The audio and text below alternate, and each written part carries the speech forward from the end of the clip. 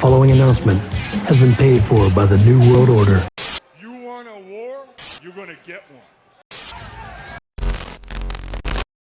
These videos are satiric reviews. You don't have to agree, but don't bitch about it.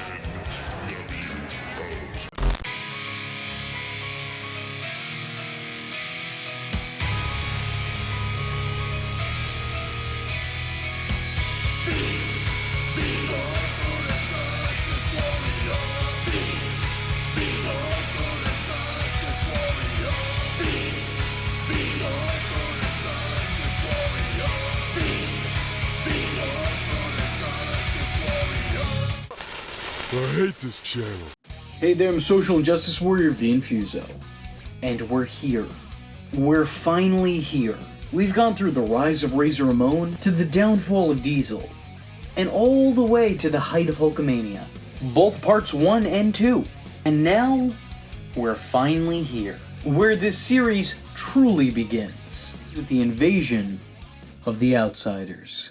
In late May of 1996, on an episode of WCW Nitro, Steve Dahl and the Mauler were going head-to-head and tearing the roof down in the arena as only they could, when someone made a surprise appearance. To the shock and awe of the WCW Nitro audience, Razor Ramon made his way through the crowds and into the ring. The bad guy, decked out in era-appropriate denim, grabbed a microphone and climbed into the ring, where he began cutting one of the most famous promos in wrestling history. Time, the smart wrestling fan, the smark, if you will, was very far and few in between. Most wrestling fans didn't even know he was no longer with the company.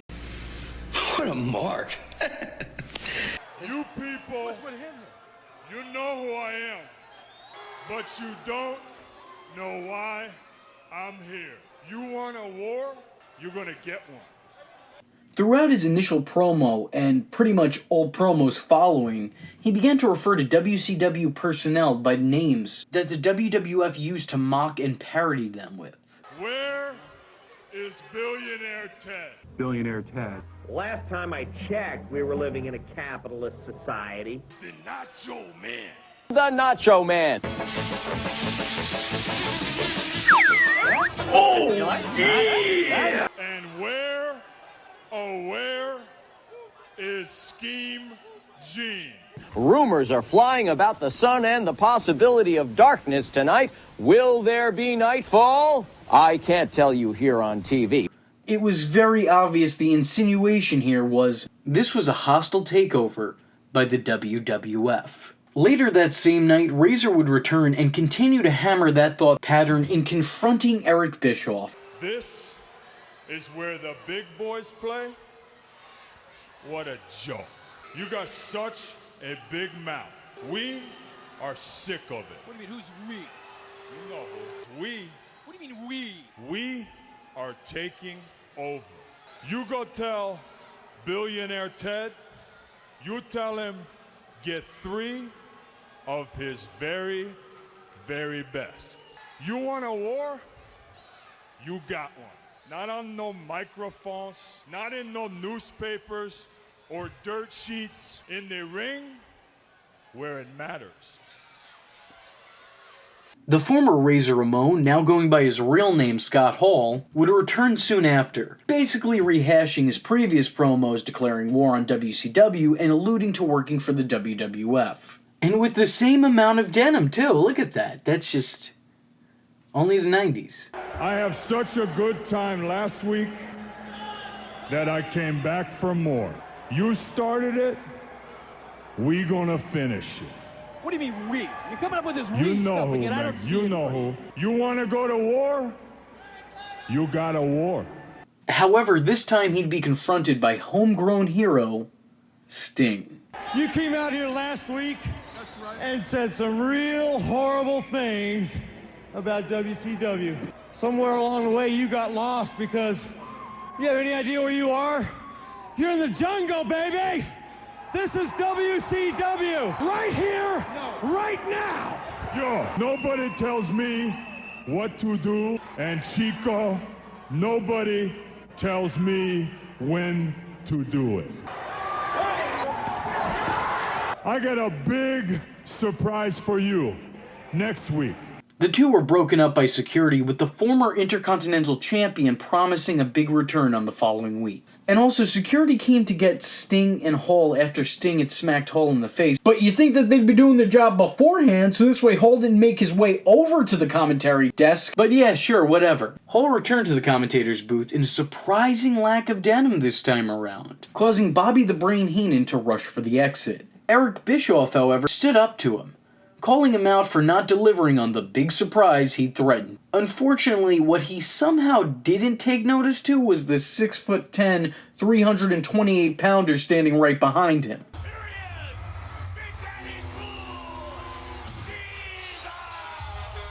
Behind Uncle Eric stood the man formerly known as Diesel, Kevin Nash. The two former WWF icons went on to challenge WCW management to bring their three best wrestlers in the locker room to go toe-to-toe with them.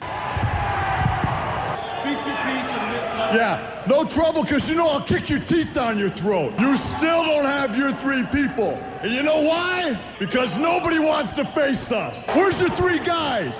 You ain't got enough guys off a dialysis machine to get a team? You couldn't get a paleontologist to get a couple of these fossils cleared? Where's the Macho Man, huh? Doing some Slim Jim commercial? Yeah, where's Hogan? Where's Hogan? Out doing another episode of Blunder in Paradise? Great American Bash. You guys want to show up? You show up, I'll see if I can get you your fight. Bring what you got. The measuring stick just changed around here, buddy. You're looking at it. This is where the big boys play, huh? Look at the adjective. Play. We ain't here to play. Look at the adjective. Play. Wrong! Friends ask us to describe the people, places, and every last thing. So we unpacked our adjectives.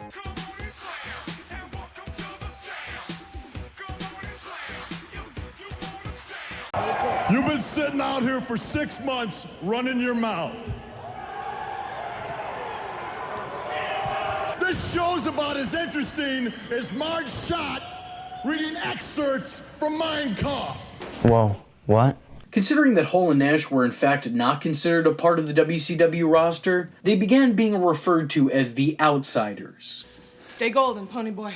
Here were two, potentially three guys closely associated with the WWF looking to take on three of the competition's best. Diesel's appearance in WCW only further solidified that Hall, and now Nash, were wrestlers sent by that big company up in Stamford, Connecticut, to try and overthrow their competition.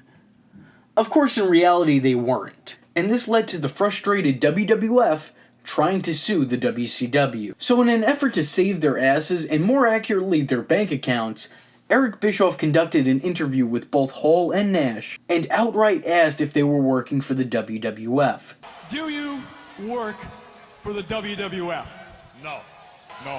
Forget about the past, Chico. Let's worry about the future. You want a match, you want a war, you want it inside of the ring, you're gonna get it. I will tell you, it'll be a bash at the beach. We want to know who your three guys are. Who are they, man? Who are they? I can't tell you. I'll tell you tomorrow night on Nitro. Nacho Man? What about the immortal Huckster? Joining us tonight, the Huckster. What you gonna do, brother, when the Huckster runs out on you? The Big Man and the medium-sized man and our surprise buddy are gonna carve them up. Oh, for whoa! What are they doing? Security! Get up there right now! Big boys, they just left the building. Hey, get these guys off here.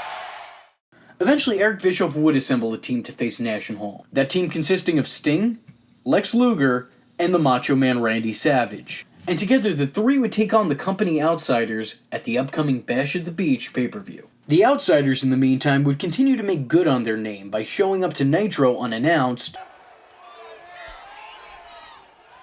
Oh my God! Hey, get him out of here!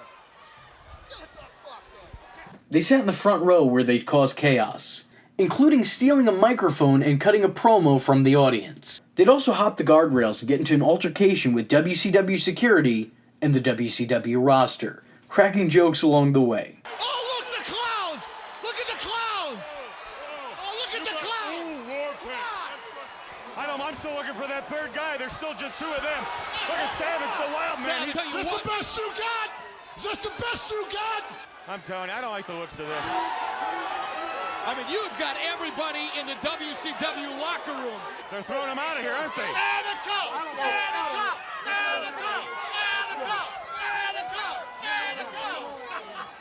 You know, I've never seen people band together like this.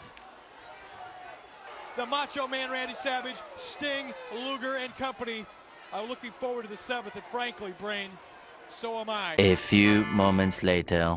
Hold it, Heenan. Hold it. It's going on again backstage. Anybody touch me? You must be scared. I don't like your eyes. I bought a ticket. You're making me look. Hey, you guys, how about I buy y'all a donut, huh? Easy, ladies. Thank you, darling. Just get in the car. Right. Get in the car. Take my time. I got bad knees. Have a nice day. See ya, buddy. Woo! I think the thing that really captivated wrestling fans at the time was that this was different than anything they had previously seen. You gotta remember that times were different in 1996. It was only a few months prior that WCW was doing the Dungeon of Doom storyline. This was also long before the WWF Attitude Era began. The Outsiders were bringing a level of realism to the then cartoon world of professional wrestling. And it was hard not to take notice. The two men didn't enter a WCW ring since their return to the company, and they were easily the most overact on the roster, often getting the loudest crowd reactions of the night. When it came time for Bash at the Beach, the WCW audience were practically foaming at the mouth, hoping to see Hall Nash and their surprise partner get what was coming to them. Some fans were somewhat enamored by the Outsiders and wanted to see them make good on their threats. And some fans just wanted to see what the third man was. There was a level of intrigue all around, whether you were a WWF watcher tuning into the show, or you were an avid WCW fan. Regardless, wrestling fans found themselves more invested in this angle than anything else that was going on at the time. The fans' anticipation to see the payoff of this angle was at an all-time high. And at Bash at the Beach 1996, WCW wouldn't disappoint, as that night is still to this day considered one of the most historic nights in all of professional wrestling. WCW continued to build up tension leading to the match, by constantly referring to that night's main event, and even at one point having Mean Gene Okerlund outside the Outsiders' locker room, speculating on the identity of Hall and Nash's mystery partner, something the hype promo before the match played heavily on. The big match feeling was only exacerbated by the appearance of Michael Buffer, who somehow made everything he did sound legit, even when he was completely mistaken. To face the reigning United States heavyweight champion Bret Hitman Clark. A group of outsiders have threatened the sanctity of the WCW with a hostile takeover, and 3 men have been selected to defend the honor and possibly the very existence of the WCW. Tonight here at the 1996 WCW Bash at the Beach.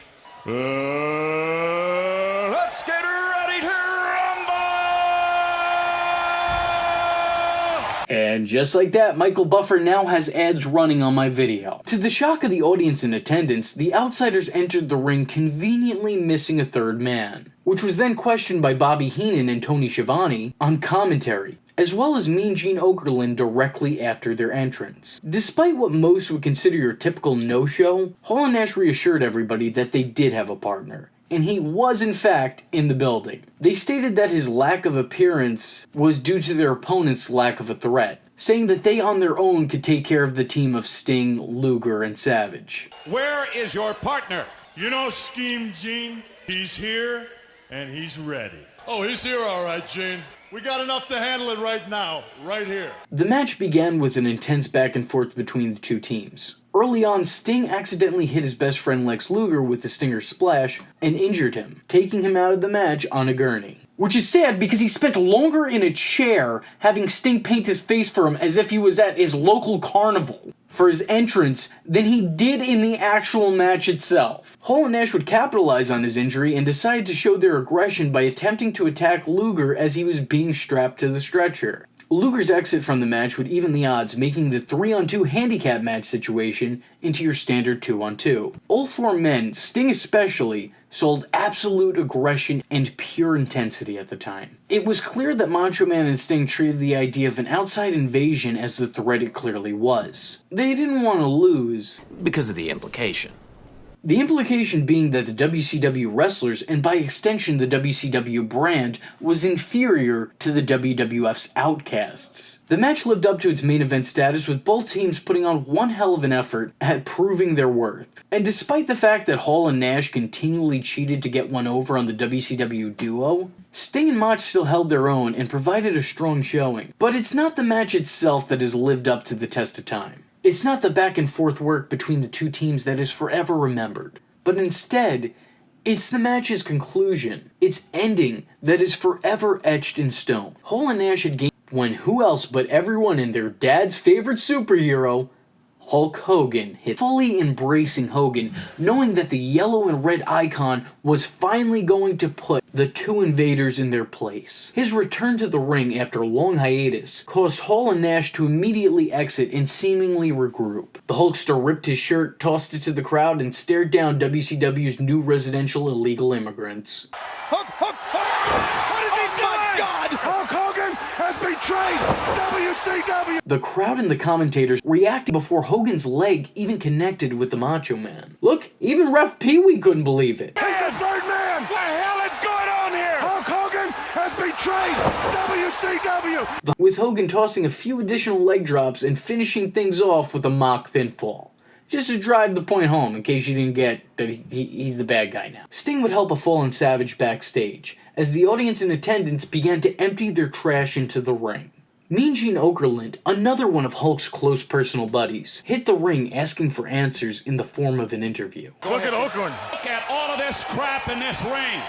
This is what's in the future for you. All this crap in the ring represents these fans out here. As far as WCW goes, I'm bored, brother.